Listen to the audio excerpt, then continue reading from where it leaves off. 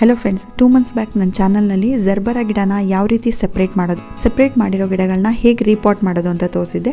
ಆ ಗಿಡಗಳೆಲ್ಲ ರಿಕವರ್ ಆಗಿ ಇವಾಗ ಯಾವ ರೀತಿ ಇದೆ ಅನ್ನೋದನ್ನ ಅಪ್ಡೇಟ್ ತೋರಿಸ್ತಾ ಇದ್ದೀನಿ. ಜರ್ಬರಾ ಗಿಡಗಳನ್ನ ಸೆಪ್ರೇಟ್ ಮಾಡೋಕ್ಕೆ ಮುಂಚೆ ಒಂದು ದೊಡ್ಡ ಕ್ರೌನ್ ಇರಬೇಕು. ಕ್ರೌನ್ ಪಕ್ಕ 2 ಚಿಕ್ಕ ಪ್ಲ್ಯಾಂಟ್ಸ್ ಆದರೂ ಇರಬೇಕು. ಹಾಗಿದ್ದಾಗ ಮಾತ್ರ ಸೆಪ್ರೇಟ್ ಮಾಡಬೇಕು.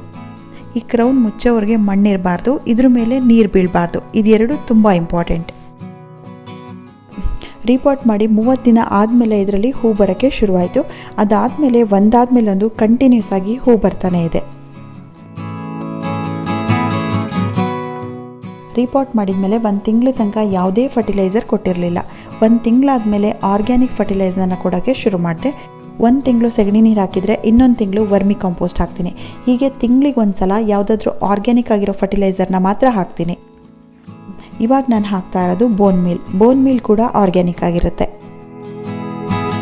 ಡ್ರೈ ಆಗಿರೋ ಫರ್ಟಿಲೈಸರ್ ಕೊಟ್ಟಾಗಲೆಲ್ಲ ತಕ್ಷಣ ನೀರು ಹಾಕೋದನ್ನು ಮಾತ್ರ ಮರಿಬಾರ್ದು. ಜರ್ಬರಾ ಹೂವಿನ ಪಾಟ್ಗಳನ್ನ ಯಾವಾಗಲೂ ಪೂರ್ತಿ ಬಿಸಿಲು ಬೀಳೋ ಕಡೆನೇ ಇಡಬೇಕು. ಆದರೆ ಇವಾಗ ಮಳೆ ಬರ್ತಾ ಇರೋದ್ರಿಂದ ಮಳೆ ನೀರು ಬೀಳದೇ ಇರೋ ಕಡೆ ಇಡಬೇಕು. ಪಾಟಲ್ಲಿ ನೀರು ನಿಲ್ಲದೆ ಇರೋ ಥರ ನೋಡ್ಕೋಬೇಕು.